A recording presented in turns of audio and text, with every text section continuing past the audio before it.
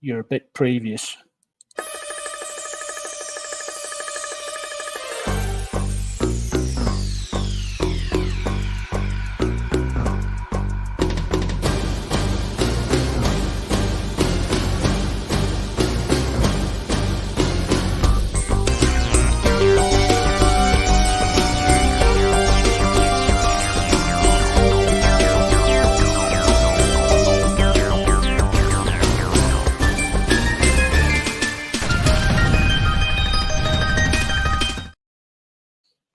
It's not Friday, it's not 5 o'clock, and it's not Crackerjack. It's Thursday and it's the live stream. Evening, Zeb and Simon and Martin. Good evening, hello, welcome to the Madhouse. There we are again. Hope everyone's well. It's just nothing but piss down all day. It's been glorious sunshine over here. Good evening, Mick. It's been Sunglasses terrible and here. t-shirt.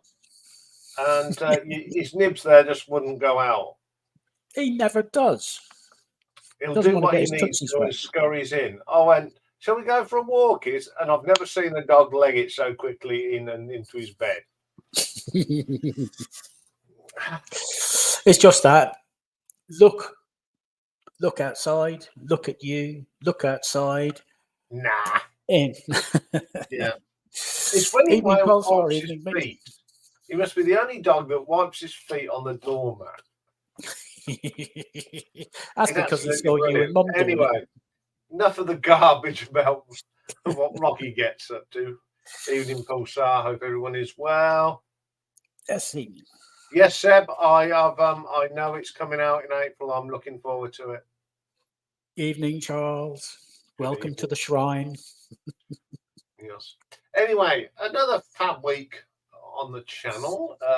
3,872 views, 18 new subscribers. So if you're new, thank you very much. And What welcome. you've been watching? Well, I only put this out yesterday, and it's at number 3 already. And that's the Lou Reed album ranking, and it's Triple Nelson. 111 people. Yeah. And number 2, it's Richard Nye's Songs That Don't Mention the Title in the Lyrics. I'm glad you enjoyed that one. Yes, that was Dave says that one. We enjoyed that one, 189. But the one that it's really shocked Dave and I, Mick Taylor solo albums, 2 albums, 786 people have watched that. I'm just going to collapse here, sorry. Oh dear. Top Short last week is the debut album from Emerson, Lake and Palmer with 137. 28 days, it's 15,181, 73 new subscribers. Yes, I was looking at numbers. I'll talk to you in a minute about that. Yeah. So what have you been watching? David Bowie's, oh God, frog in my throat, hold on. The Sunday. Ribbit. Oh, excuse me. Anyway, David Bowie, posthumous live albums, 208. The top 10 punk songs. Well did with Richard, 372. But overall, Mick Taylor is at the top with its 829. He always wants to go to the loo when I'm doing this, doesn't he? Top Short last 28 days. Status quo's 1982, 503. Now the big numbers. This is a freaky one. How many views have we had? 293. 293. Oh. And we had a little event last week. We went over the 1,500 subscribers. Mm-hmm. And we're at 1,516. In fact, you went up on this day last week. You were 2 short at 1498. We're now up at 1516. I know, it's good, isn't it? No change. Riggsy's own made an artwork at 4032. Martin Riggs might get a bit of showing to. Slade still going strong at 4595, but Quo top of the pile as ever, now stands at 8,231. Thank you, Nick. Yeah, yes, thank you very much, everyone. I kept it sort of quiet this time. Anyway, what have we gone getting through at the moment? Well, we've nearly done the tubes, 7 of the 8. We've been progging it up with some Caravan this week, and that's 5 of 15. And then first thing in the morning, I am listening to Gordon Lightfoot, 6 of those. Lovely. Also, swapping with Gordon, we have a bit of Mana Vishu Orchestra, the 4 of 8. Then we go down up to New Zealand for Split Ends, enjoying that as well. Jonathan Wilson, 3, 7. Going into a band, a great little southern band, Blackfoot, 3 of the 13. We're chilling out with the Grateful Dead at 3 of 13. And I'm bouncing around with Blondie, 3 of the 10. We have completed Weather Report, Star 1, John Martin, and then Mr. and Mrs. Martin with their 2 albums. So that's what's been going on. Hang on, I thought you still had one to do. Oh, no. Yes, we had this conversation. Yeah. Anyway, I'm going to say Hatties, Batties, and Dispatches, and I'll go and sort his lordship. Yes. Okay, you go and do that. Yes. And I shall entertain them with the morbidity of what's coming up. Good evening, folks. So let's just tell me, come off a minute. See you in a minute, folks. Right. Dispatches, those who have left us in the last week. Last week, it wasn't announced on the Thursday. It was posted afterwards. Unfortunately, we lost a gentleman by the name of Iain Amy, English musician and singer. And if I told you that he was part of Dave D, Dozy, Beaky, Mick and Titch, would you know which one he was? He was actually Titch. The 16th of February, we lost 6 people. Etterlene DeBarge, she was an American singer, and she was actually the matriarch of a group, the DeBarge family. We also lost Fritz Hines, a Canadian drummer with the band Helix. Reuben Jackson, an American poet and a jazz historian. Ben Lanzarone, an American composer. He wrote TV themes, and he did the themes for Dynasty, Happy Days, The Love Boat, and The Tracy Ullman Show. We also lost Dexter Romweber, an American musician with the band Flat Duo Jets, and Cynthia Strother, an American singer with the Bell Sisters. A few foreign names. The 18th, we lost Davlatmand Kolov, a Tajik musician, as well as Hasina Mumtaz, a Bangladeshi singer. And on the 19th, we lost Josef Abel, a Slovak opera singer, actor, and dancer. On the 20th, the death was announced of Jeffrey Michaels, an Australian-born American violinist and violist. And I do mean violist, he played the viola. We also lost David Liebert, an American music executive and musician with The Happenings. And for those who can remember, this guy, Lenny Love, he was a DJ. Then he became an A&R man for Island Records. He set up Sensible Records. And then he became the tour manager for Simple Minds. And latterly, he became a celebrant and unfortunately passed away after concluding a wedding ceremony in Edinburgh. The 21st, yesterday, we lost Getachew Kassa, Ethiopian singer and percussionist, and Vitaly Kupri, a Ukrainian-American musician and composer. And he played with a couple of bands, the Trans-Siberian Orchestra and Ring of Fire. So those are the dispatches. And yes, Damo Suzuki as well. Birthdays today. we've got 17 and an honourable mention. So the youngest is 35. That's Daniel D. He was born Daniel Davis. He's an American jazz and hip hop violinist. Yes, we can see you. 45 today is Tom Higginson, an American singer-songwriter with the Plain White Tees. 50 today, and this surprised Iain, James Blunt and Chris Moyles. Chris Moyles, impression. that's nearly as good as your Coldplay impression. 51 today is Danny Lobo. And Iain did not get it. Swiss-German heavy metal drummer with Halloween.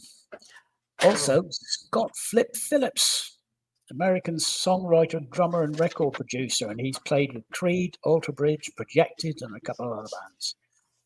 53 today is Leah Salonga, Filipina singer and actress. She starred in Miss Saigon stage play. 59 today is Dean Carr. Now, he's an American photographer, album cover designer, music video and television advert director. And he's photographed dozens of album covers and directed music videos. And I'll give you a quick rundown of some of the ones. Evanescence, Lisa Marie Presley, the Dave Matthews Band, Ex-Japan, Stevie Nicks, Willie Nelson, Velvet Revolver, Damian Marley, Ozzy Osbourne, Cypress Hill, Tommy Lee, Everlast, Dr. Dre, Queens of Stone Age, Godsmack, and Iron Maiden. Rocky, hush, Dave speaking. 62 today is Mark Arm, better known as Mark McLaughlin. He's an American grunge rock singer-songwriter, and he plays with Green River and Mudhoney. Good evening, Richard.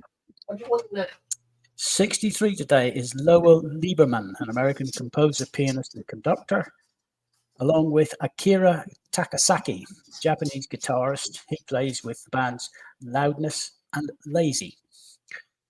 71 today is Graham Lewis, an English musician with the group Wire, along with John B. Sparko Sparks, the rock bassist with Dr. Feelgood from 1971 to 1982. 74 today is Lenny Koer. She was a Dutch singer, and she was a winner of the 1969 Eurovision Song Contest, along with Frida Bocara, Un jour un enfant, Salome, who sang Vivo Cantando, and Lulu, who sang Boom Bang Bang. It's the only time there have ever been 4 winners of the Eurovision Song Contest. Whenever they handed out the gold medals, they gave 4, 1 to each of the singers. The composers had to wait a couple of weeks to get their medals, but they eventually got them. 85 today is George Haslam, British avant-garde jazz baritone saxophonist and tarot gato player. Now, he has played on an awful lot of albums. 87 today is Dubravko Ditoni. He's a Croatian composer. And the living granddad tonight is 90-year-old Thomas Paul. He's an American bass singer. He sang with the New York Opera from 1963 to 1970. But the honourable mention goes to the oldest person. Pebbles Flintstone, the fictional character, was born on this day, 10,000 BC. There's your giggle for tonight. Notable marriages. On this day, 1991, the American actor Bill Bixby played the Hulk. He won't like me when I'm angry. Exactly. He married Laura Michael. And in 1997, the American singer-actress Jennifer Lopez, she married Ojani Noah. The marriage only lasted a year because they got divorced. And in 1998, Tori Amos married a British sound engineer, Mark Hawley. And they're living somewhere in the south of England, as far as I'm aware. So that's your hatches, matches, and dispatches. Anyone wants to know what I'm doing? I forgot to do Rocky's carrot. Oh, He was just reminding me. He was, you know where he was sitting? By the fridge. he's not daft. He knows where that kept. Oh, that is a treat. And I'm not surprised he was annoyed at you. Yeah, he loves his carrot. Oh, yes. He's allowed a carrot a day because they're good for his teeth, says the vet. Anyway, talking point this week is 1980. So I've got 12 plus 1. January the 16th. Paul McCartney got arrested at Tokyo International Airport for possession of marijuana. He was sent to jail for 9 days before he was deported. February the 4th, Studio 54, that famous club in New York, held its grand closing party on its last night in business.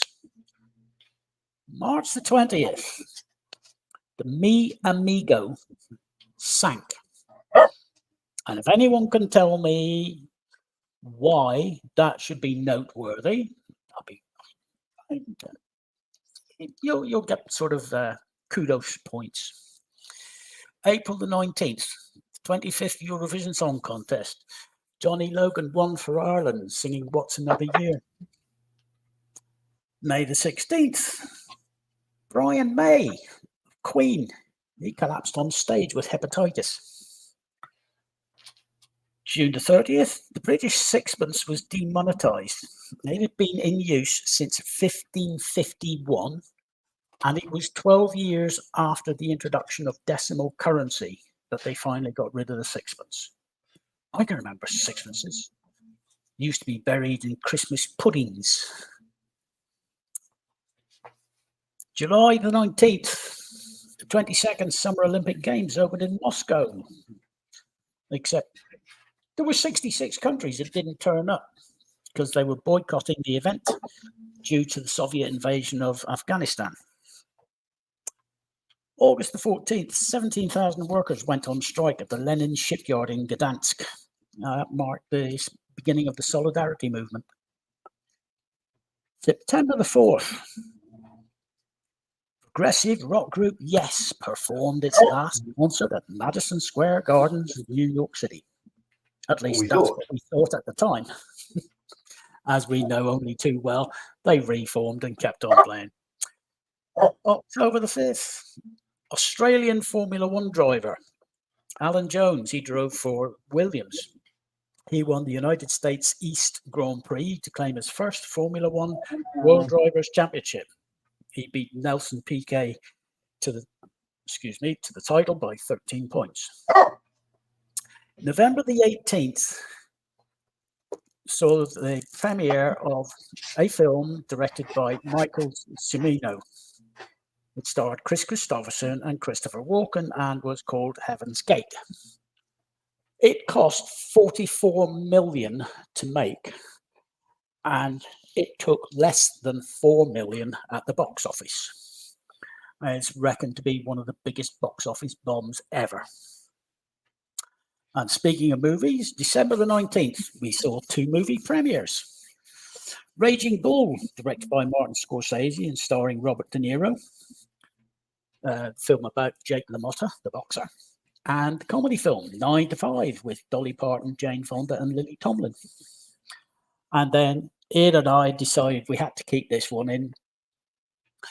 Ian being a cricketer fan, and me, I just loved the retaliation factor of this. We all know what Eric Cantona did. This guy did it better. December the 31st. After he was struck by an orange thrown from the crowd in Multan in Pakistan, West Indian fast bowler Sylvester Clarke knocked out a spectator with a brick. Oh, if you're going to do it right.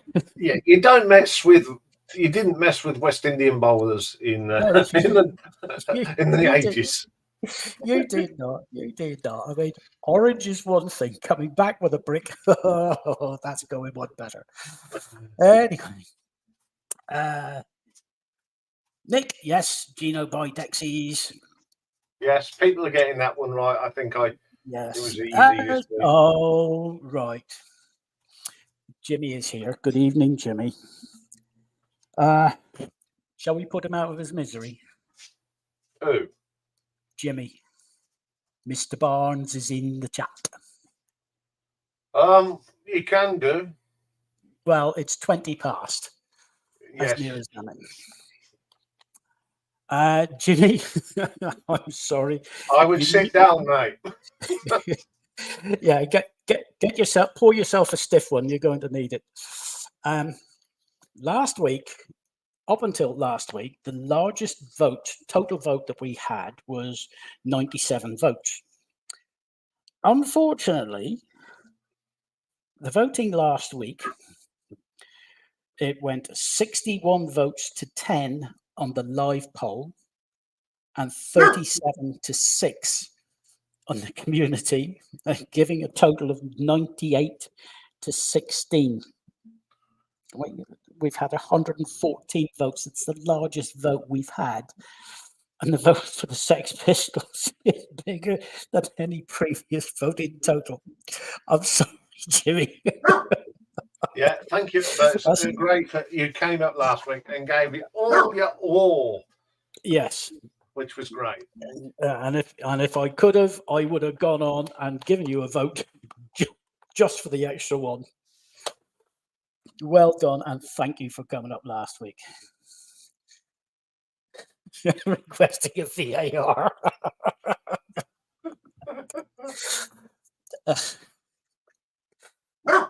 Yeah.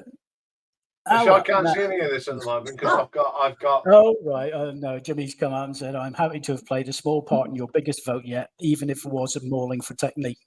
At least it didn't lose to Keane or some crap." Which is true. Right. What's on next week is on screen, and off you go. Okay, well, next week, after this week's prodigy, we're back to sort of normal things. So, Monday, we're continuing with Michael Schenker's story, and we're looking at the Mighty UFO, a band that I've seen, and what Michael's involvement with UFO. Also, we've got the last of the rockabilly classic albums, and this week Lee's gone for the album that really got him into the rockabilly to go back even further, and it's the brilliant album by the Stray Cats. Absolutely brilliant album.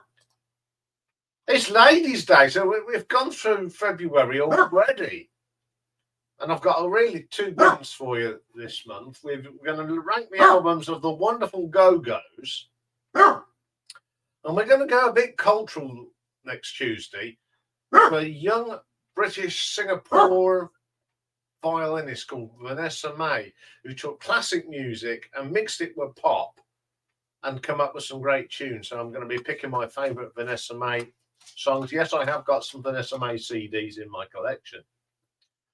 Wednesday, a lot of people will be looking forward to this one. We did Nick Lowe the other week, so we could not do Nick Lowe without doing the legendary Welshman Dave Edmunds. I'll be ranking Dave's studio albums. Tough one because they're all good, just like Nick Lowe's.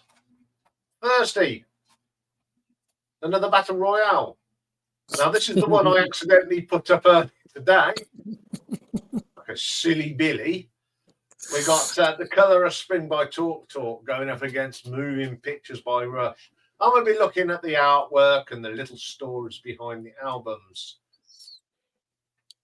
We've got Pick a Mix, The Camera's View, and next week, we're going to have a look at a bit of Kiss off their Crazy Night tour. This was recorded at the Budokan in Tokyo, and this is the tour I saw them twice on.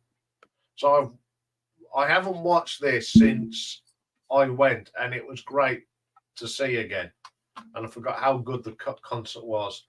My ears rang for days after that gig at the NEC. Saw them at Donington, not too bad, but NEC, I couldn't hear properly. Friday, look at that, triple header. We're going to do the official King Gizzard and Lizard Wizard album, live albums, because there's so many, and there's some bootlegs, which we'll do at a later date. Talking of Kiss, Ace Frehley's got a brand new album out called 10,000 Volts, and also out tomorrow, the new album from one of my favourite guitarists, one of my favourite musicians, Mr. Steve Hackett, and the Circus and the Nightmare. Looking forward to listening to that tomorrow. And then next Saturday, Iain and Rick are at it again, and we're going to pick our top 10 instrumental songs. Another of your choices. Someone said instrumental singles and instrumental songs. So what we've done, we've just thrown it together and do one happy instrumental song. So that's what's coming up next week. I can do that. It can't be one side of an album. Yeah, that's it. That's the other stipulation we've had. Yeah. So how many it is?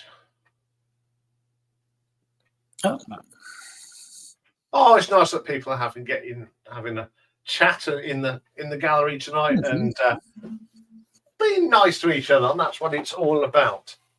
Anyway. Oh, Christopher, a best of Magma should only contain live recordings.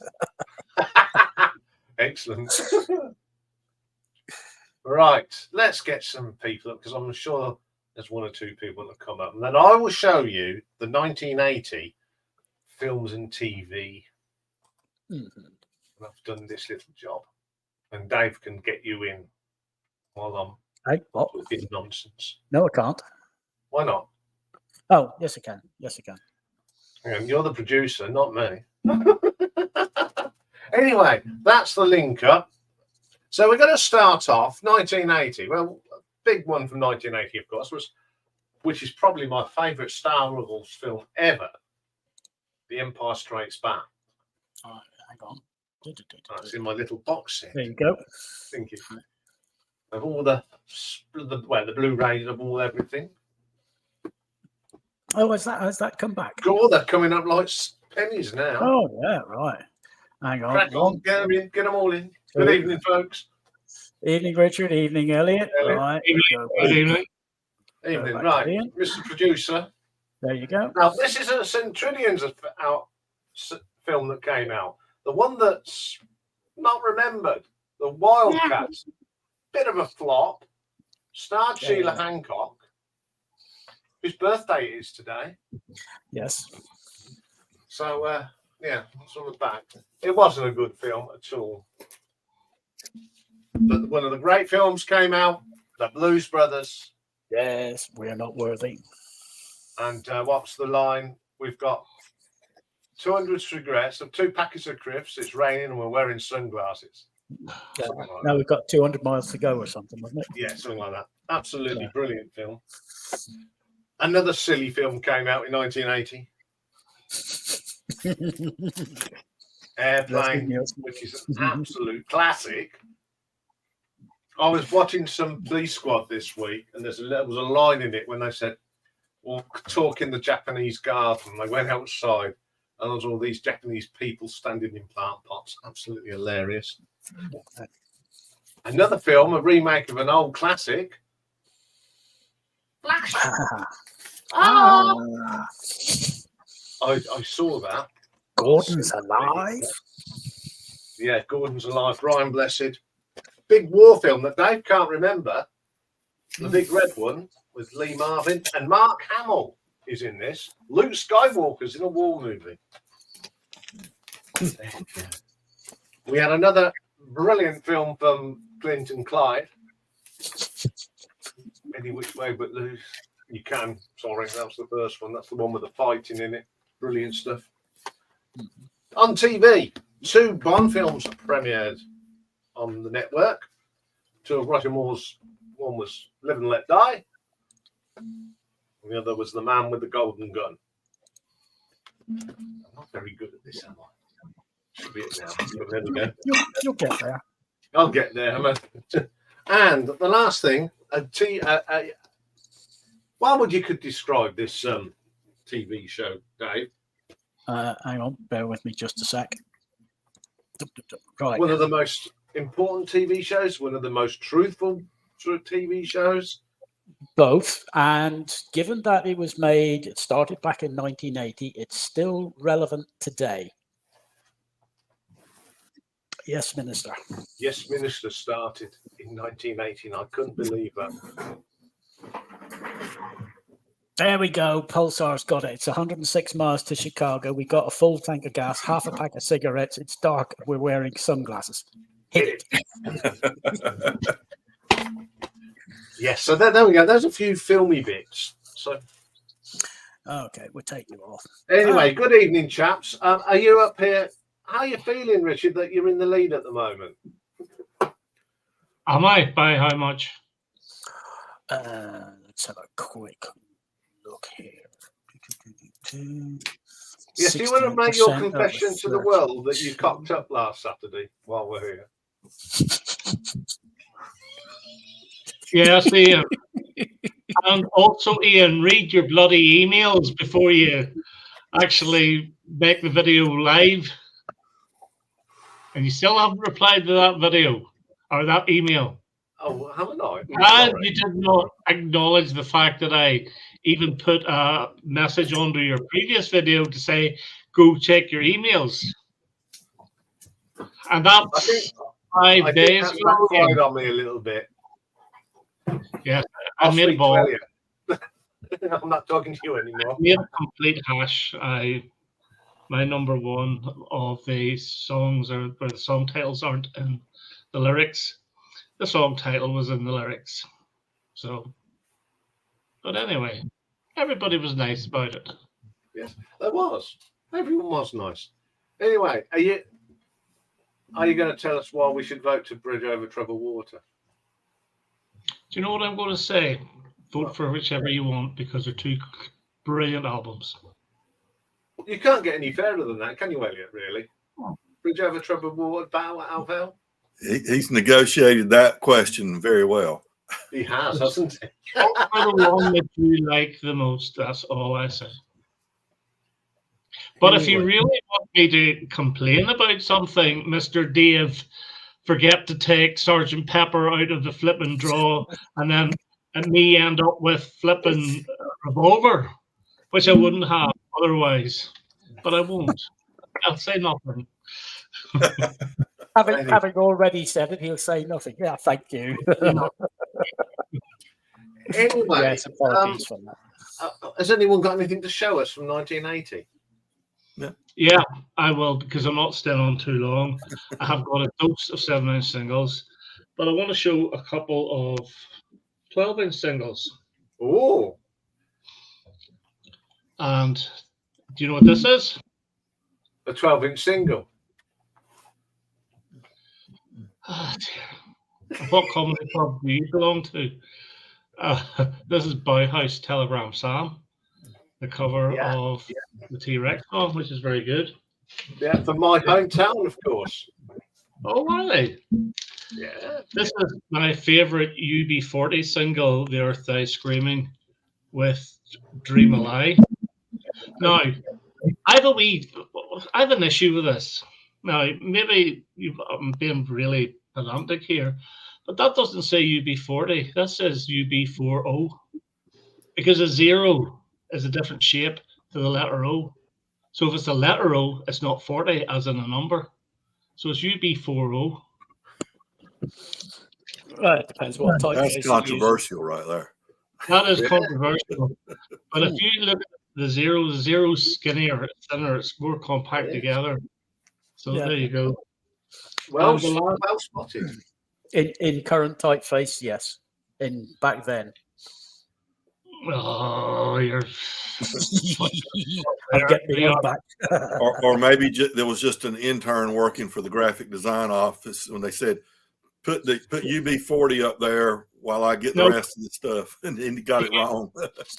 Well, the UB40 was originally the number of the card that you got from the dole office when you were signing off.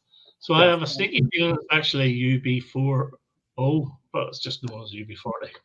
Yeah. And this one here, Slade, is a 6-track EP at £1.49. And this here came out in 1980.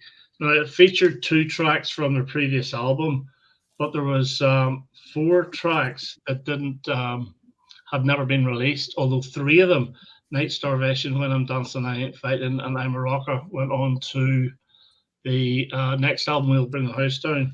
But the track 9 to 5 is still really only available on this 12-inch single. So those are only 12 inches I'm showing, and I'm going to whack through these 7 inches.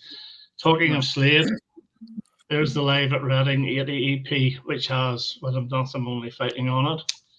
And then the follow-up to that was Christmas Earbender. Now, during the Reading performance, the crowd started singing Merry Christmas, Everybody. So that goes on this, and then it goes into Okie Kokie, which was an old single from '79. And then Get Down, Get With It's the B-side. We have Bow Wow Wow, C30, C60, C90 Go. I have never in my life seen a C30. Has anyone ever seen a C30 cassette? Have you? Yeah, we used to use them at work. Did you? Yeah, because we were limited with the amount of stuff that we could record to transmit. All right, okay, well, that's good. That's cleared up a problem then. The Tourists Don't Say I Told You So from their Luminous Basement album, obviously with Annie Lennox. But Pete Coombs was the leader of this group, and he wrote most of the songs. Then you have The Clash, Bank Robber, which is sort of a reggae type song. And then the first single to come from Sandinista is The Call Up. Then we have The Stranglers, Bear Cage, which is a standalone single, wasn't on any album. And the same goes with Who Wants the World, 79p RRP, limited edition. Then you have Tempo Tudor's debut single, Real Fun, which is pretty good. And 3 Bells in a Row, which is a fantastic track. One for Iain and Girls Go, Race for the Devil. Oh, I've got that. That's cool. It is really good. And Fingerprints and Bulletproof Heart, which is a brilliant, brilliant song written by Jimmy O'Neill. And he then formed another band later on in the 80s called, I can't remember the name of them, but they also recorded Bulletproof Heart as well. Silencers, Flying Lizards, TV, brilliant track. Rainbow, All Night Long. I know it's from the '79 album, but the single didn't come out until February. I'm not making Secret Affair, Sound of Confusion, really good mod revival track. The follow up to My World. I would have shown it, but I don't have it in the picture sleeve. #1 hit, Too Much Too Young, Special AKA Live, brilliant. And Split Ends, I Got You, which I think is brilliant, absolutely brilliant track. I don't really know anything else about them apart from this. I got their album this was from. I didn't really like it, but this is brilliant. Now, I am going to include a couple of Japanese ABBA ones. And Super Trooper, which is a different sleeve to the British one, it's the Japanese one. So the Japanese have the company sleeve, more or less just a picture put in. And On and On, which is also a Japanese one. Okay, halfway down here. Don't worry, I've left Mike quite a few. Reckless Eric, a pop song with the B-side Reconnais Cherie. One of the best singles of 1980 is Hazel O'Connor and Ian Day. Another one for Ian, Stiff Little Fingers at the Edge, which was on his punk songs. Skids, Women in Winter, which comes with a comic book, which I'm not going to take out. Mike Oldfield, Arrival, put to get the album on there as well, which is a play on the actual Arrival sleeve. And then 2 definitely for Iain, and 2 of the best Crow singles ever. What You're Proposing and Lies. And then a couple for Nick, and 3 for Nick, and we have Toya, Birds in Flight, and Tribal Look, which is a double A side, which wasn't on any of her LPs. And the Tribal Look is very Adam and Nancy type sound. and then Danced, which is one of my favorite Toya singles, the live version of the first album. And another one of my favorite of hers is Aya. And now, can anyone tell me about this group here? Now, this is a song called Madman by Cuddly Toys. And the reason I have this is the song Madman itself is one of the very, very few compositions that have been written by David Bowie and Mark Bowen. Now, I have heard like a very, very grainy demo of it from '77, but they obviously took the demo and fleshed it out a bit and recorded it, but I know nothing about them. David Bowie, a Japanese single for Crystal Japan. And the music of this was used for a water ad. And I'm talking about what I'm talking drinking water here, like an Evian type thing. And then for Nick, again, we have Madness, and this is the Work, Rest and Play EP with Night Boat to Cairo. And then my favorite Madness single is Baggy Trousers and also Embarrassment. And we're very near the end here. Rockpile, Teacher with Dave Edmunds and Nick Lowe. Oh yeah. And then that was actually the second single. The first one I think was Wrong Way. And this one was written by Glenn Tilbrook and Chris Difford of Squeeze. And then we have this one here, which is Baby Ride Easy by Carleen Carter and Dave Edmunds. And basically it's Rockpile backing her. She backed the whole album, Musical Shapes. And now I'm finishing off with 3 guilty pleasures because I love these 3 singles and I don't care. And Mike will put his head in his hands. But we have the Nolans and Don't Make Waves, brilliant. The Nolans and Together, and the Nolans, We're Gonna Rock You. And I really wanted to put Attention to Me on there, but it came out in '81, although it's the same album. So those are some of my 1987 singles. You make me small again. Okay. Before we let Ellie go, is there anything there that you must be amazed at some of the stuff? Because to us it's bread and butter. For you, I bet there's half of that you've never heard of. Who, me? Is there, Elliot? How many of that? Elliot. Oh, Elliot. A lot of it I had not heard of. That's correct. A lot of it I wasn't familiar with. Of course, the Rockpile, the Carleen Carter, the Clash, you know, those artists I was, but a lot of them I was not familiar at all with. There's some rabbit holes if you fancy going down them. Anyway, we'll let Elliot go next because he always shows things that none of us have got. Well, actually, I appreciate that. Actually, I'm going to show something that Richard showed. A couple of things, I think, actually. But I'll start off.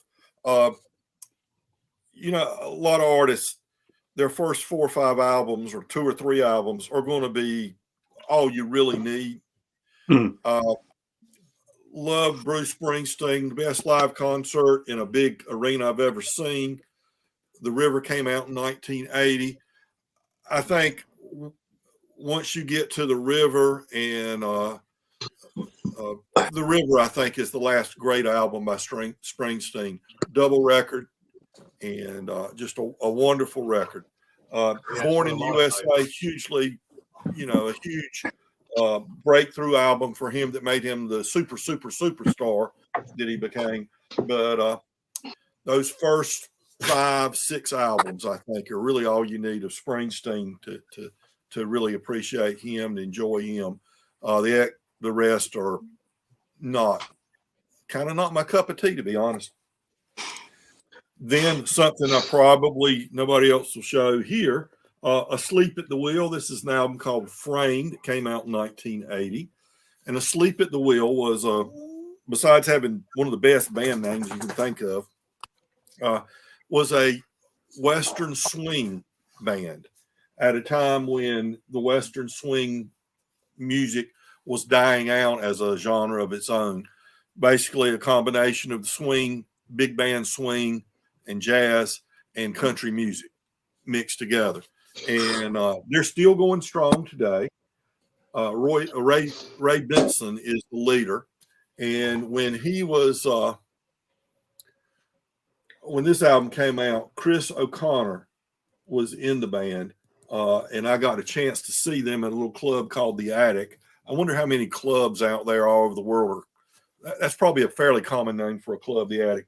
But I got to see them up close at a fairly small club. Great Western swing band. As I say, still going strong today. And then, as Richard showed, he showed the single from this album. Good this stuff. is Carlene Carter, Musical Shapes, produced by Nick Lowe, and it's full of basically the members of Rockpile backing her up on this. I can't ever remember if she was married to Nick Lowe or Dave Edmonds. She was married to one of the two for several years. Nick Lowe. Nick Lowe? Okay. But she the funny little story to me from this period for Carlene was she was playing a club in New York City. And of course, she is from the first family of country music, the Carter family. And her mother was June Carter Cash. June Carter married to Johnny Cash. And her mother, June, and her stepfather, Johnny Cash, came to this New York show. And she had a little bit where she was bantering with the crowd where, this is kind of punk country, I guess you might say. And she would say, I put the cunt back in country. And so she didn't realize her mother and stepfather were there that night. And after she said that, she looked and spotted her mom and stepdad in the crowd. And of course, after the show, they came back to that would have been awkward. Yeah, well, they came back, and June Carter was one of the best mothers. She set the best example you can imagine. And of course, Carlene was so embarrassed that her mother heard her say that. And she said, Mama, I'm so sorry I said that word. And her mother, June Carter, looked at her in all seriousness and said, what word, Carlene? What word? Acted like she never heard it. She knew how to be a mother. Sometimes you just got to let it go. That's it. She was at work, That's it. That's her job. Linda Ronstadt with her New Wave album. This is Mad Love. And there are 3 Elvis Costello tunes on here. So I had a vague notion of Elvis Costello prior to this album. I'd probably heard of him, but didn't really know much or anything about him. But after listening to this album, that's when I got interested in Elvis Costello. And the last one I'll show, since Iain was showing movies from that year, I believe this movie was 1980. I know the soundtrack came out in 1980. A Western called The Long Riders with the music by Ry Cooder. And this was a good Western. Interestingly, it's about the Cole Younger gang. And so Jesse and Frank James and the Younger brothers were in the bank robbing gang. They were bank robbers and train robbers and bank robbers, I believe. But they cast this with all brothers. So people that played the Youngers were all siblings. People that played the James brothers were brothers. And really, really good movie. I don't know, any of y'all remember The Long Riders from around 1980? Yeah, won the best award. Whatever Dave put up. Okay, cool. All right, so that's what I had for today. Okay, some great stuff as usual, Elliot. Thank you very much. I'll just say hello to. I like the Ohio glasses, Michael. Thank you. You should be able to now. Having a David Hockney moment. And good evening to all the way from Leeds, Mike. Hiya. Hiya. So, who should we have next? Right. It's who gets the point first. Yes, who's going to go first? Well, I'm not quite ready, so Well, Oh, wow. we'll go to the How can you not be quite ready? It's live. All right. Yeah, yeah. All right. And you never know whether Okay. that's Okay, true. Yeah, or not. yeah, before you yeah. start, there's a message there from Stevie, Michael. What? I see that. I see that. I have no retort. It's too early in the morning. I have no retort. It'll come to me later. Okay, 1980. Mano Dibango from Cameroon.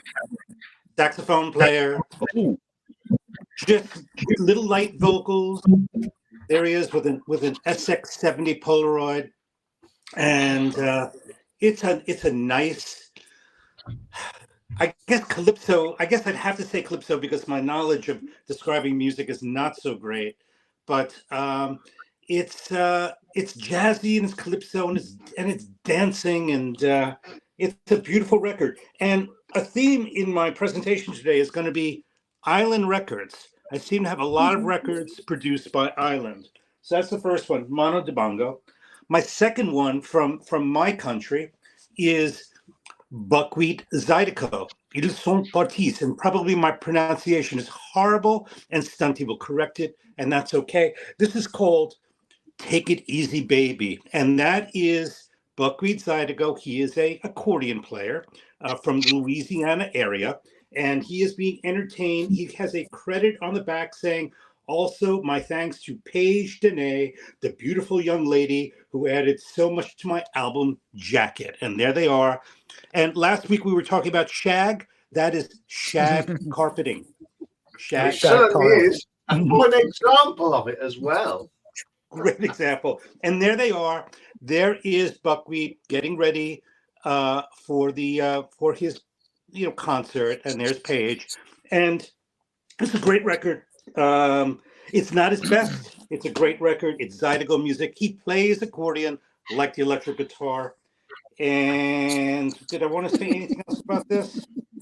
You're I getting don't. some Oh. sticky Did advice. anybody You're here? Did you guys ever see the movie Things to Do in Denver When You're Dead?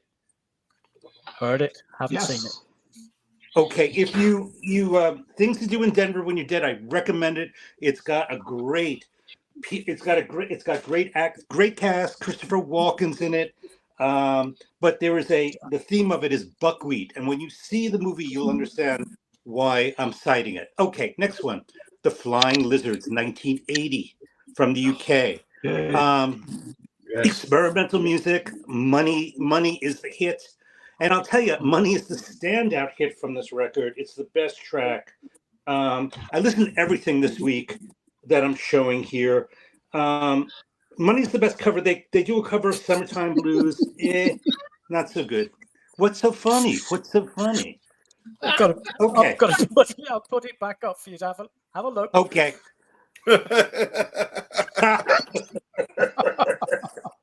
Oh, we've got some voice. British We've got people. some tracks. The British people are so mean.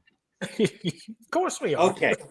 I showed this once before, so it's a bit of a cheat, but I need to show it because it was released in 1980, recorded in 77. Daryl Hall's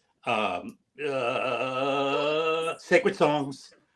Great record. The only Daryl Hall record I own. I really don't like Hall & Oates. This is an amazing record. Yes, he did. Yes, he did, Nick. Yes. Yes, he did. Okay. It's amazing the connections this panel can make. I know. Okay. All right. You guys going to like this one. And I don't think anybody's shown this yet. Robert Palmer's Looking for Clues, 1980 on Island Records. Crikey, I've Great forgotten about that one. record. Looking for Clues, Sulky Girl, Johnny and Mary. I mean, it's a great record. And it's got that pulsing beat, very similar. Pulsing beat, also recorded in the Bahamas, Island Records. Who else? B-52s, right? Yeah. Right? Nice. And it's got that island sound, Bahamas. Give Me Back My Man is just an amazing track. And if you can find the video on YouTube in black and white where she's singing, she's just amazing. I'll give you fish, I'll give you candy, give me back my man. Just great lyrics. I like side one better than side two.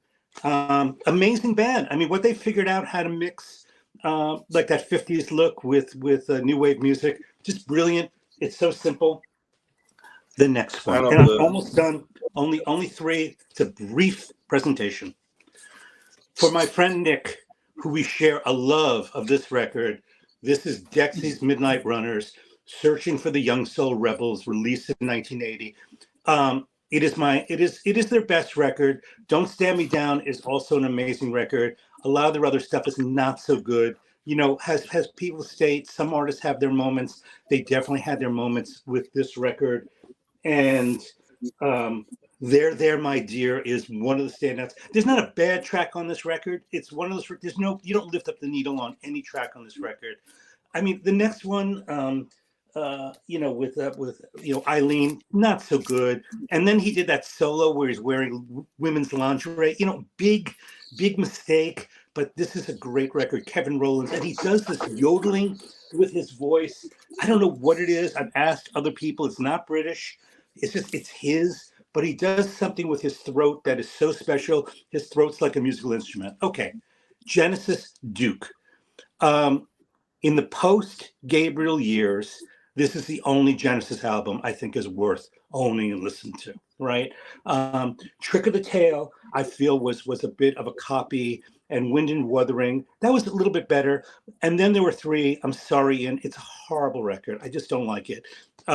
Duke is an amazing record. I play it to this day.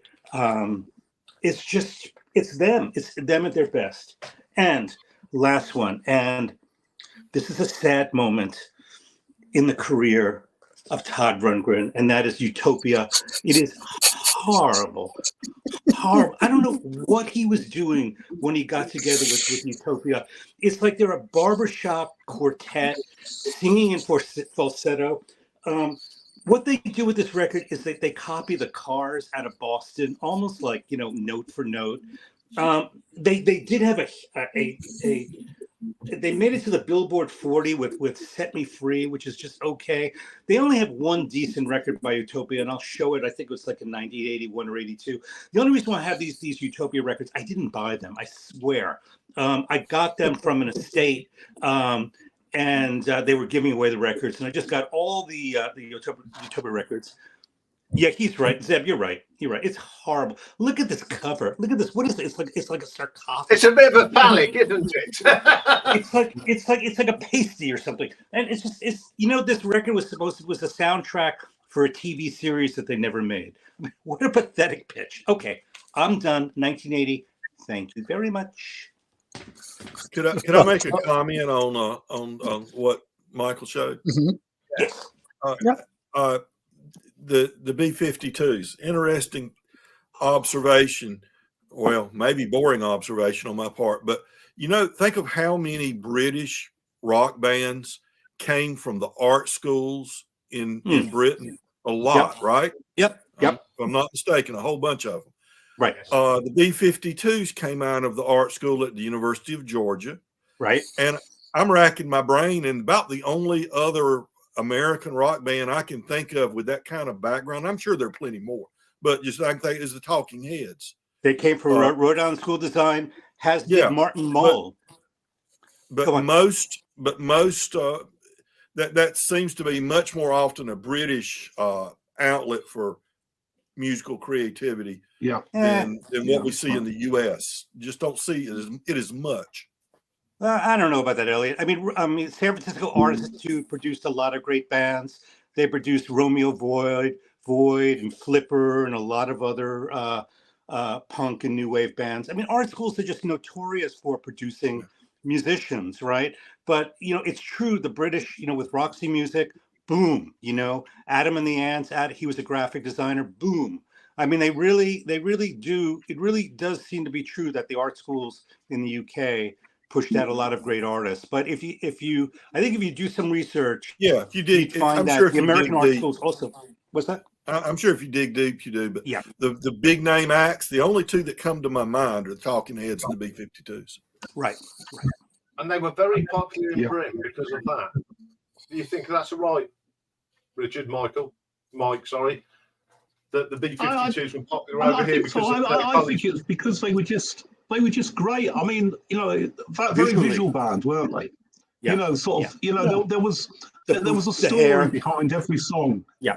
And they were just entertainment. But I mean, just going back to the sort of art school thing, I bought a double album last year, which was Leeds bands that came out of the art schools in Leeds. From the late 70s, early 80s, and there's absolutely loads of them. Yeah. Yeah. Anyway, with great stuff. Genesis, I never got as far as Duke. Wyndham Wuthering, and I'd had it. Oh, some of us went beyond Yeah. Yeah. and regretted it. And regretted it, yeah. Yeah. Anyway, It'd be hard to convince your parents to finance your way through art school, I think. yeah. Yeah. Yeah, that's it, isn't it? Yeah. No, you're going to learn to weld, son. You're going to learn to go to welding school. Yeah, learn the real stuff. Anyway, Mike is going to have 2 spots tonight because he's going to show some records and then he's going to do a gig review. Well, yes, I'll tell you about it. But no, I only had one single to show tonight, Richard, and it was this one, I'm afraid. So that's it. That's it. You showed it already, haven't you? Yeah, that was it. That was it. No, not really. There's plenty of singles. So let's start off, as is the case these last few weeks. It's the obligatory Susie and the Banshees single. In fact, I showed 2 today, so that's Christine. Always a great one, and it was on the Polydor label, as you can see. Then band out of the colleges in Leeds, Gang of 4. And there's a nice picture of the Victorian edifice that is Leeds Town Hall, and it's outside. The trains don't run on time, and he'd send in the army. And it's on the label as a sort of classic sort of Gang of 4 label.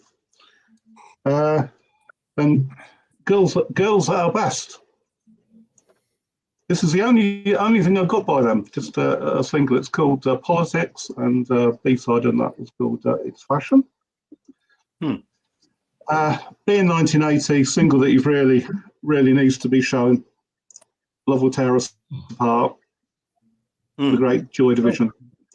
Yeah. And of course, Closer was out as well in 1980, but I won't show that. Something a bit more poppy. Martha and the Muffins. Echo Beach. Oh, what a great record! It is, isn't it? It's so catchy. It's just so incredibly catchy. And that was on the Dim Disc label. And then the wonderful Photos, who I think should have been a lot bigger than they actually were. So this is the EP that's got it's Irene and Barbarella's. Barbarella's is just sort of lamenting the closure of a great venue in the Midlands, and as they say, now it's just another rotten discotheque. So the other track from this, it's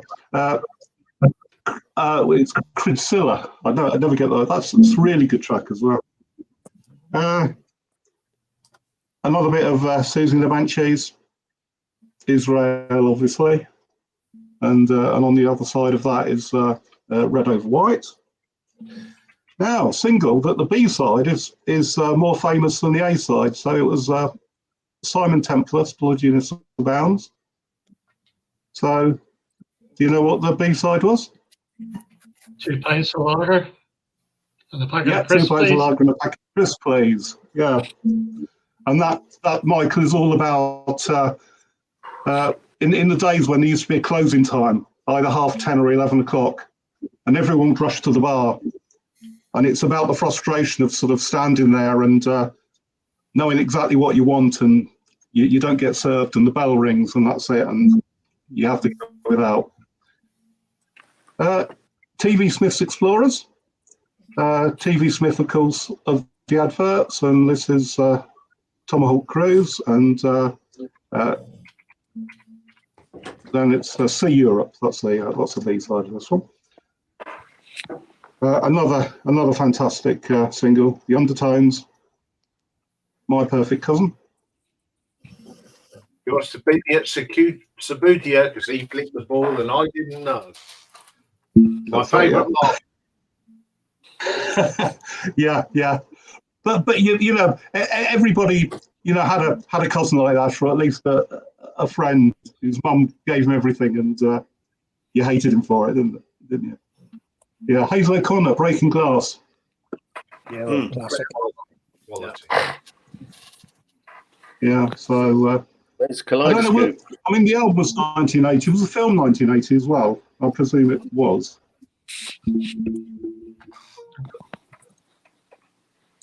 There you go. Hi, Stevie.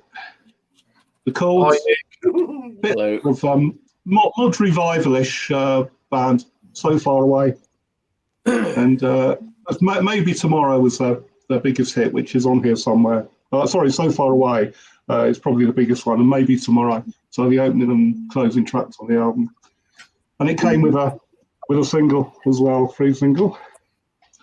One of my favourite, Elvis Costello and the Attractions, Get Happy.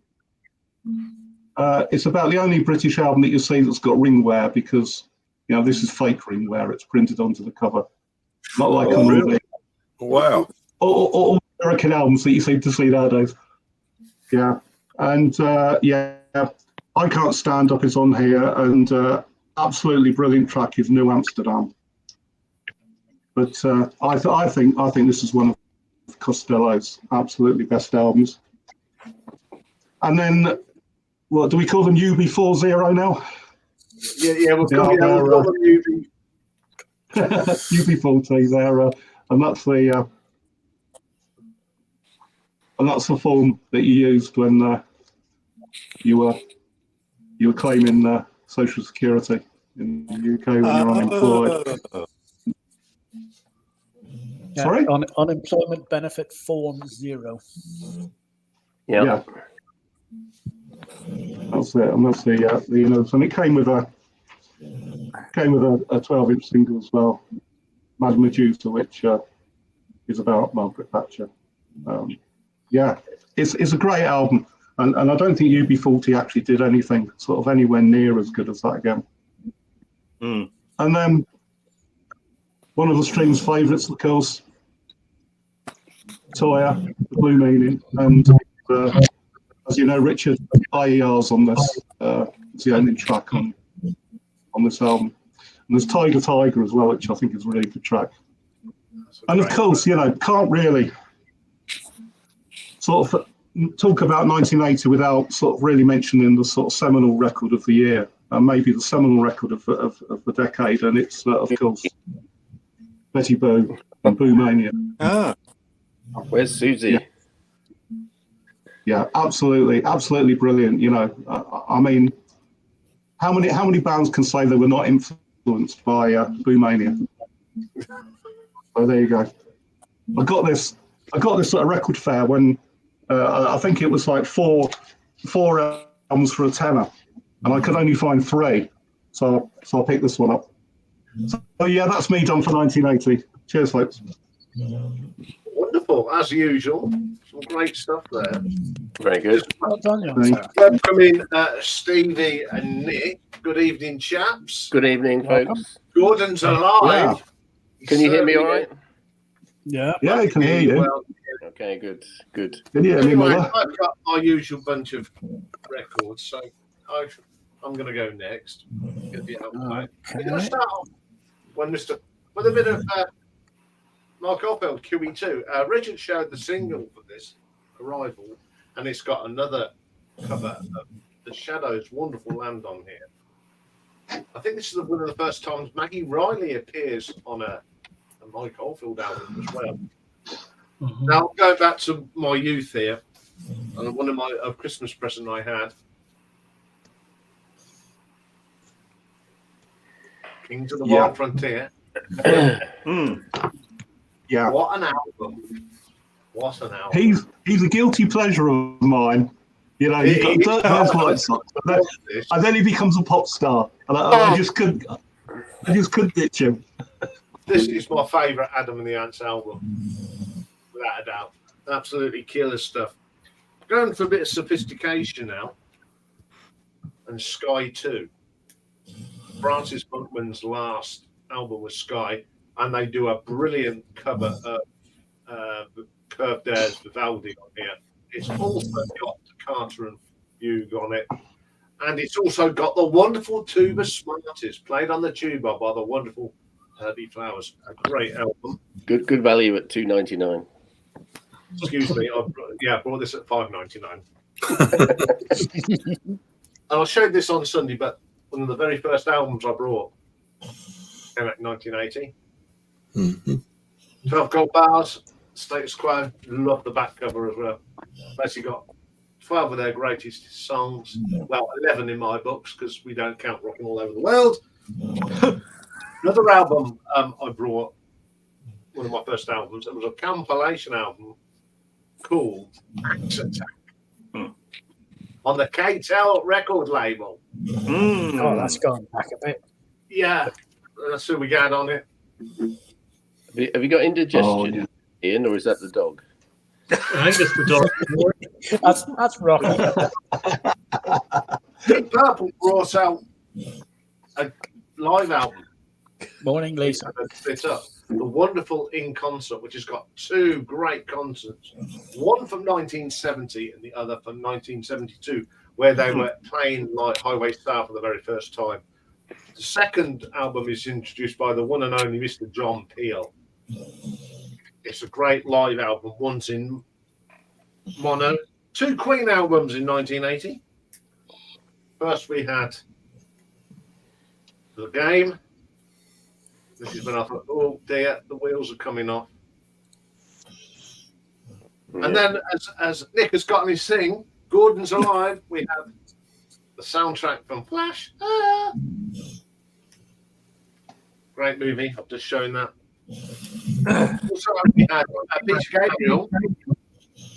Peter Gabriel 3, which has got some great songs on here.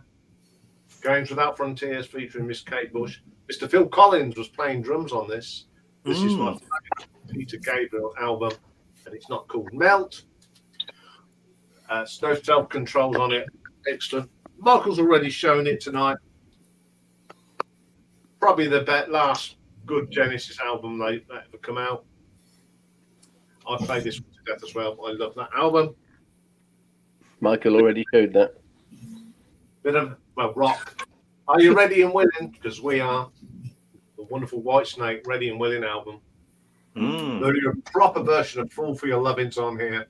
Love Man, brilliant track. Blind Man, best lineup of Whitesnake in my books. Movie, Coverdale, Lord, Murray, Pace, and Marsden. Also had some Blondie out. Great American. Oh, yes. American. Great tracks on here. Love this album. A compilation album, another compilation album come out. You won't see many of these. All taken from the very first Monsters of Rock festival held at Donington in 1980. We've got tracks from Rainbow, Scorpion, Saxon, April Wine, Touch and Riot. 1980 was the first time we saw the mighty Iron Maiden and Derek Riggs, first in Eddie, the original debut album, which has got Charlotte the Heart on, Running Free, Prowler. But before that, they had a 12-inch single, Women in Uniform. You see who's on the bottom? It's Maggie. And a very young-looking Iron Maiden. We've got Woman You, Drifter, Running Free and all that. And my last one, and Richard's already shown it, What You're Proposing, as brought when it come out. From their new album, and I can still consider it a new album, Just Supposing. Well, that's my contribution to 1980. You can make me small. Very nice.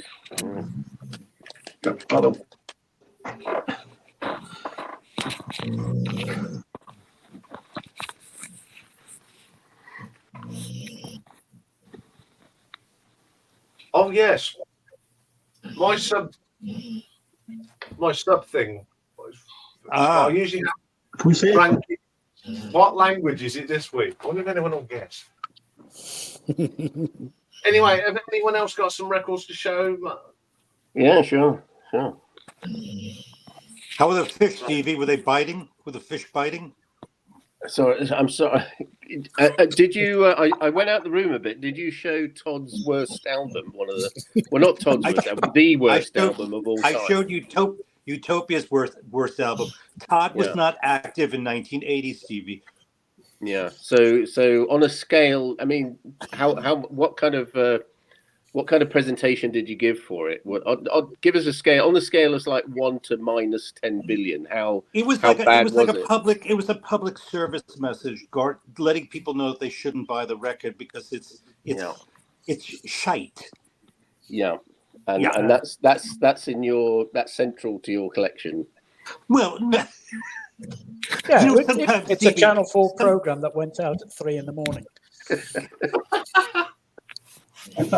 I'll show some quick fire records then. Okay, shall I go first, or do you want to go first, Nick?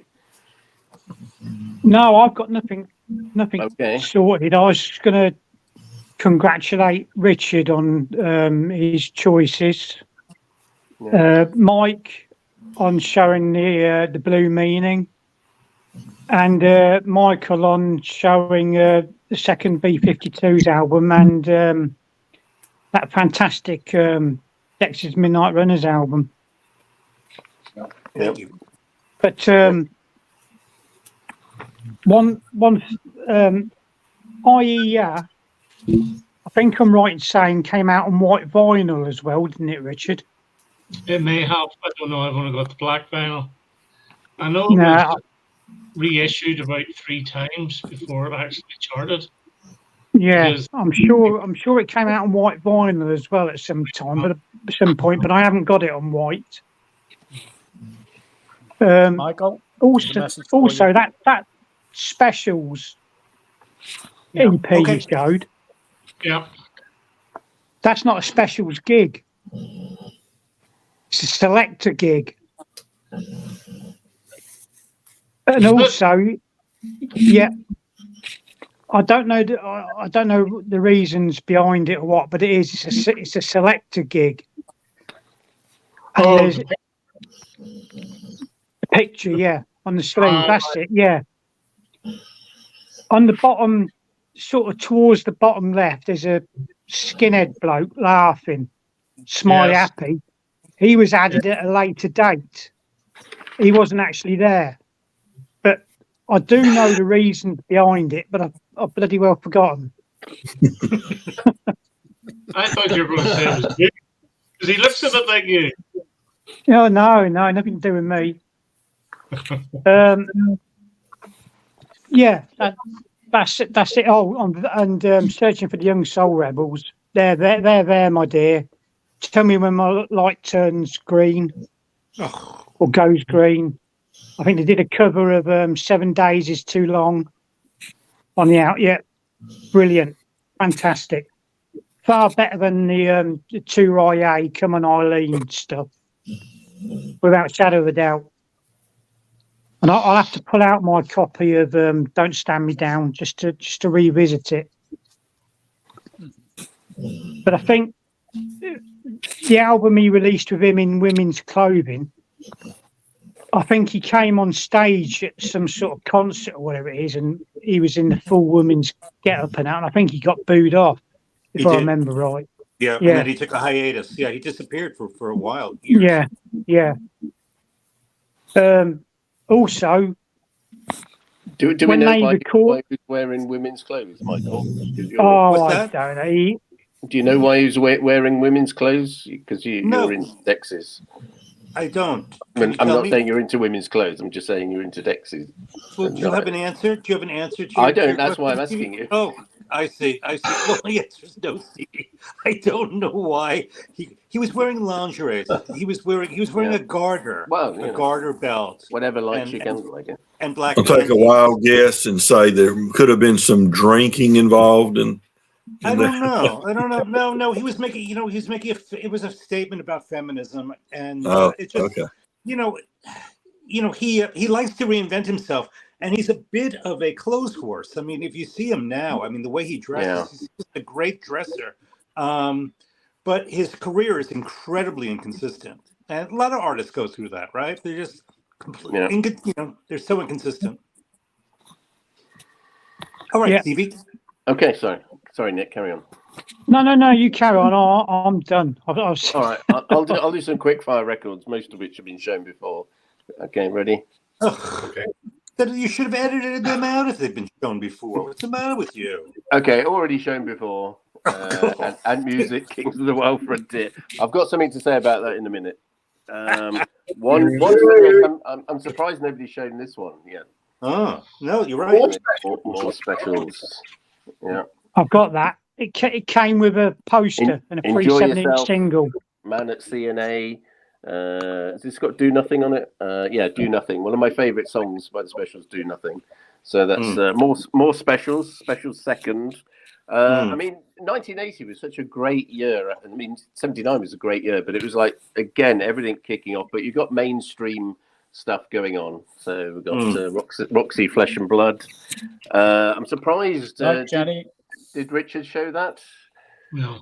Nope. No. Okay, fair enough. But I only just recently got that. I hadn't had it hadn't had it before. This was, absolutely key 1980 records of Pretenders. Was it Kid? Love that song, Kid. Love that song. Love that song. This has already been shown, Breaking Glass. I think the film was the same year. I'm not sure. That was kind of like a commercially, felt like it was slightly commercially punk, or trying to make a punk film. This I was trying to find. This was actually recorded, I think, on a 4-track in one room by UB40, and it's an amazing. It's actually like an audiophile kind of pressing, because it's such a successful pressing on the bass. And I've got the EP, but I still have my original UB40. Still got it somewhere. I was trying to find it. Yeah, and do you remember the YTS scheme? Anybody? Yeah. Oh yes. Yeah, YTS scheme. I think it was £22.50 or 25, and my bus to go and sign 25. on. Yeah.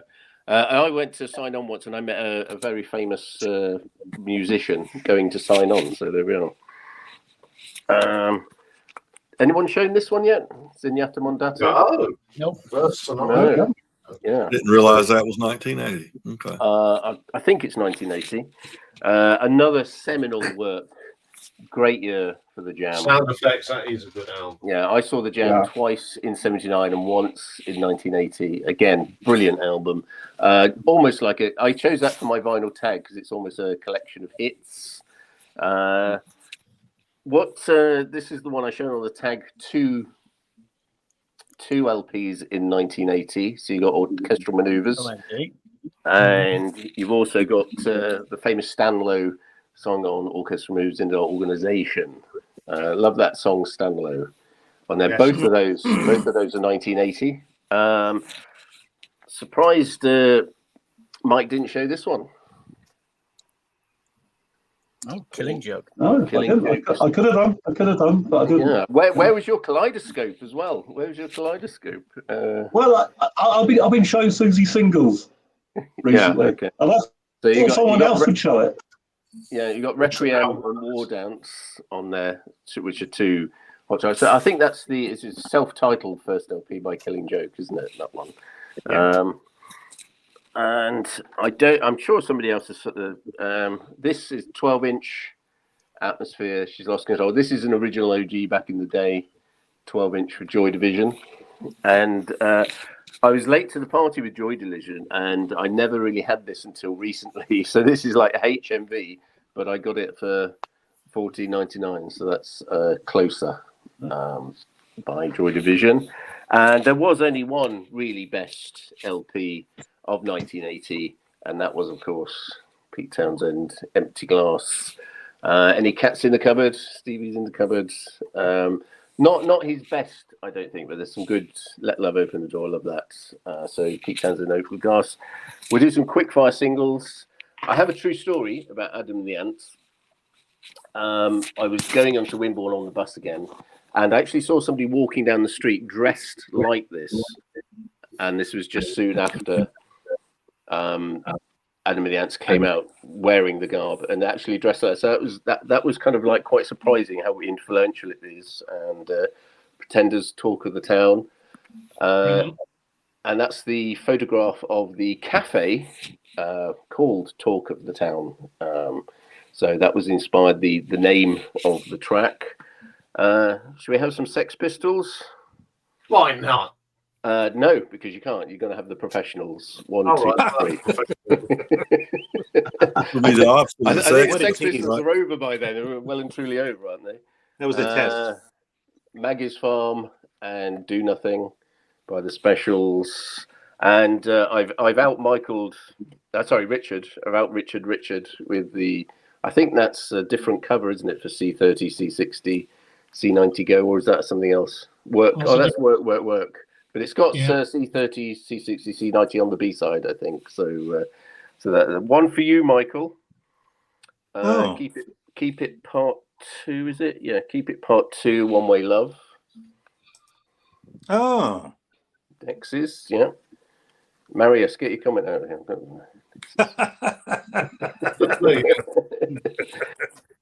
And I've got another one here. This is 1980 as well. There, My Dear, and the Horse by Dexys. So that's nice. their picture disc there. So those are this. I'm surprised nobody saw it. This just went ballistic straight. This single went straight to number 1, quicker than any record went to number 1 ever. And it is, of course, the double B-side Jam, Going Underground, and Dreams of Children. Which doesn't get played so much, does it? It doesn't. And I actually preferred Dreams of Children on it, but it was just, I mean, it was like a bomb going off, this being released by the Jam. It's like every Jam fan bought it instantly. And I've got... and non-Jam fans did as well. Absolutely, yeah, absolutely. Susie, I think you showed that one, Mike. And of course, this was probably one of the most seminal singles of all time. Love Will Tear Us Apart. Yes. These Days, Joy Division. And I thought I would show, because it's also 1980, was it Incubation and Comikino? I seem to have 3 copies of this. This is the Flexi. Well, the Flexi did. Yeah. So everybody's got that, I assume? No. What was that from? No. Shit sounds. I don't know. I think you could buy it. I'm not really sure. I'm just trying to get the light on it there. I'm not really sure. Comikino. But yeah, I seem to have 3 of them. And so I'll just finish off. Again, 1980, this group was breaking all sorts of sounds. So there's the 7-inch. And just to finish off, thank you for being so patient, I've got the 10-inch as well. Thank you very much. Okay, make me smaller. Thank you. Well, once again, Good stuff. Thank you for your patience. really good song. We get some really good albums and singles shown in this spot.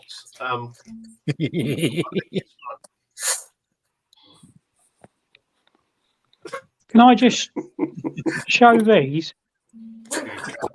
Yes, of course, Nick. I picked these up from the charity shop today on my lunch break. Yeah. 2 of them. Oh, lovely. Yeah. Are those mail on Sundays? Sorry? Are they mail on Sunday CDs? Yeah. I've already got one of these in the car. It's brilliant. When you opened it up, was it Gary Newman? No. Let's not go there this week. Okay. I also picked this up. Do you know anything about that, Richard? Yeah, that's another mail on Sunday one. It did actually get a release on proper CD about a year or so later, but it's actually quite expensive to get. But the Mail on Sundays, obviously, you can get them anywhere. Yeah. What's the track listing of that? Just give me the first couple of tracks, Nick. Oh, I don't know because I ain't got my glasses. Life on Mars, number 1. Sweet Thing. Sweet Thing. I think those. Sorry. There's one track on there called "Time Will Crawl," which is an acoustic version. That's probably the last song. Whenever "Time Will Crawl." That's the second from last. Second from last, yeah. But that's why everybody wants. Hang on to Yourself. That's the live version from. Yeah. There's Lady Grinning Soul. From Aladdin Sane. So basically what they're doing is, I think David Bowie himself picked the tracks for those.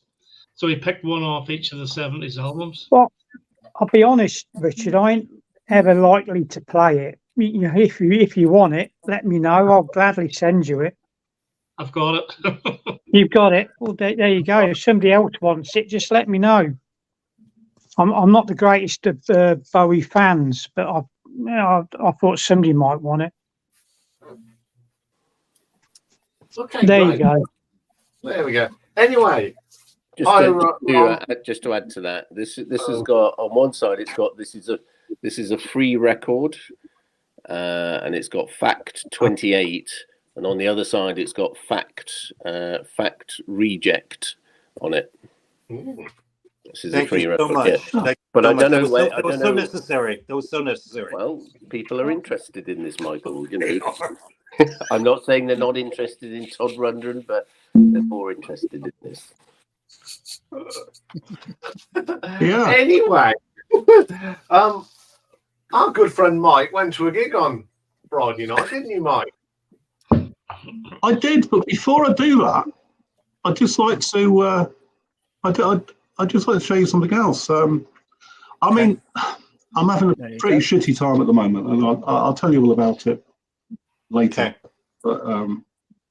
But anyway, something appeared on my doorstep this morning that cheered me up, and it was a parcel. And the guy who packaged the parcel obviously knows what he's doing, because it took me a good 10 minutes to get into it. And you know, there are bank vaults that are less secure than that parcel. But anyway, it was a gift from a good friend Nick. Right. Yeah, Wild Billy Childish and the Black Hands. And I think I mentioned this when you showed him, didn't you, sort of ages ago? And and I think I really like Wild Billy Childish, but I didn't have that. Yeah, because he was married to Tracy Emin, wasn't he, for a while? Yes, he was. That's right. Anyway, this is live. Yeah. This is live in Netherlands, and it was 2 or 3 gigs across the Netherlands in May 1993, and it's an absolutely brilliant album. I mean, if you don't know Wild Billy Childish, it's very difficult to pin him down as to exactly what the music is, but you know, as I say, this is a live album, and it sounds like absolutely everyone in the room is totally pissed, and it's a sort of gig that you really love to be at. It's absolutely brilliant, and I mean, just the tracks on here. Now, the opening track is Mr. Hitler. It's the theme tune to Dad's Army, and it is an absolutely fantastic version of it.